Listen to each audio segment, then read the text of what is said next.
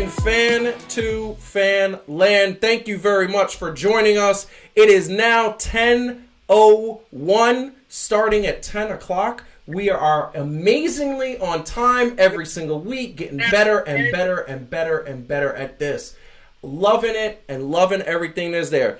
My name is Joseph Francis. In a few seconds, I'm going to be joined by Calvin Brimfield from the West Coast, who is on time. That man knows how to evolve and become better, always.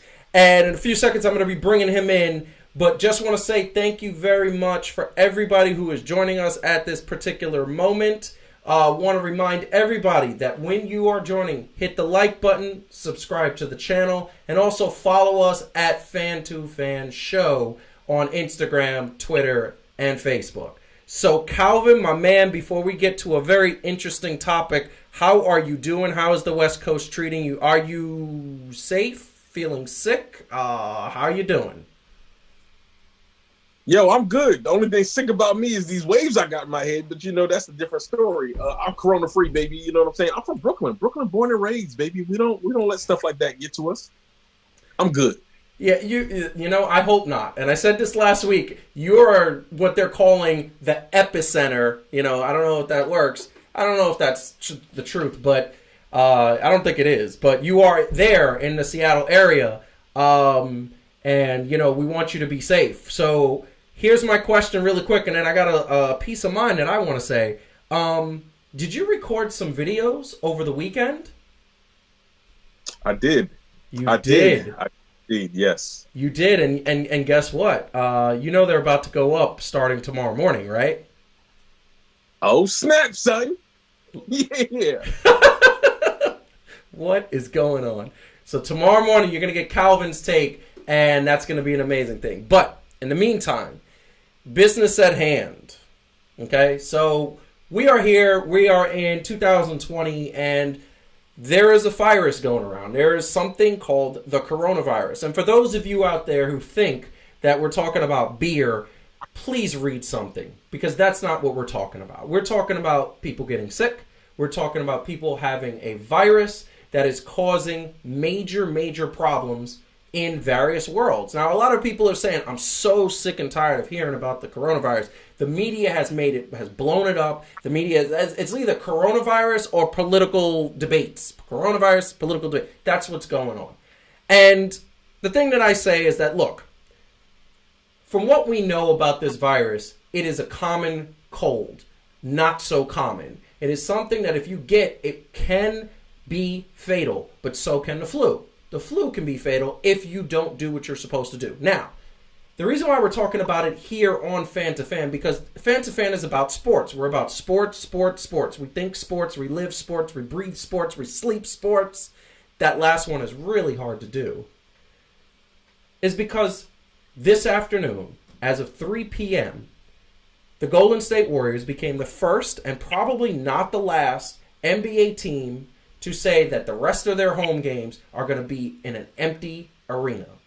Now, for those of you who have never seen that before, it's kind of like watching a practice, but no, this is going to be a full game. There are going to be refs. There are going to be fouls. There's going to be a score. It's going to count to the win-loss record. It's going to count to worst and worse and worse playoff positioning. It's going to count. And at the end of the day, we are going to have statistics that are going to go from the players not having the crowd to egg them on, not having the crowd to give them that adrenaline rush that they so will need.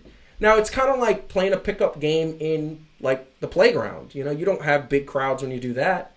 But this is different. It's the NBA.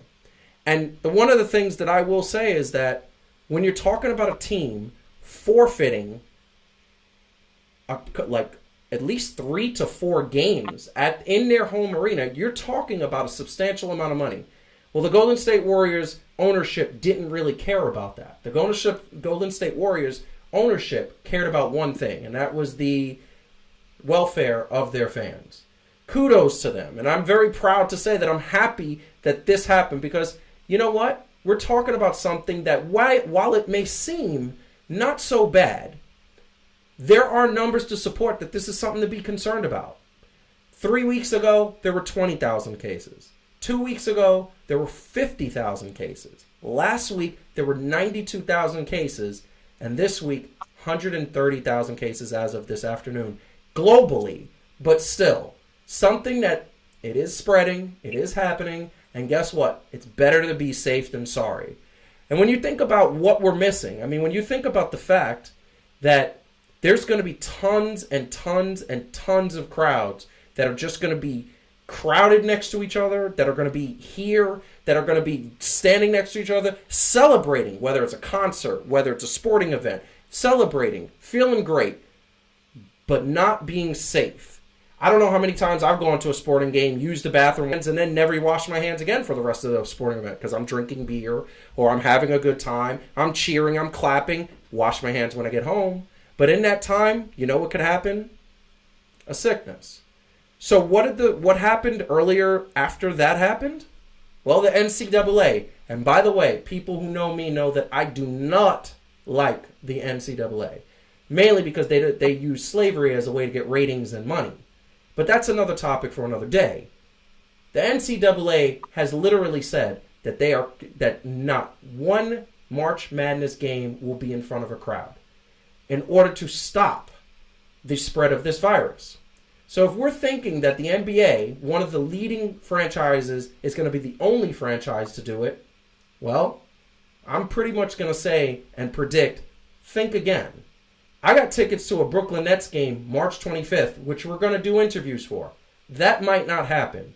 But at the end of the day, my take on it is that it's better to be safe than sorry, because you never know when somebody that you love or somebody that you need is being sick. Now, I will say one thing to wrap this up and bring Calvin in.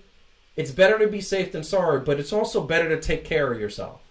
If you're not getting enough sleep, drinking too much, smoking too many cigarettes, out all night, doing things that maybe you might not want to do, you might want to take a step back and realize that this is a time where your immune system probably means more than other things.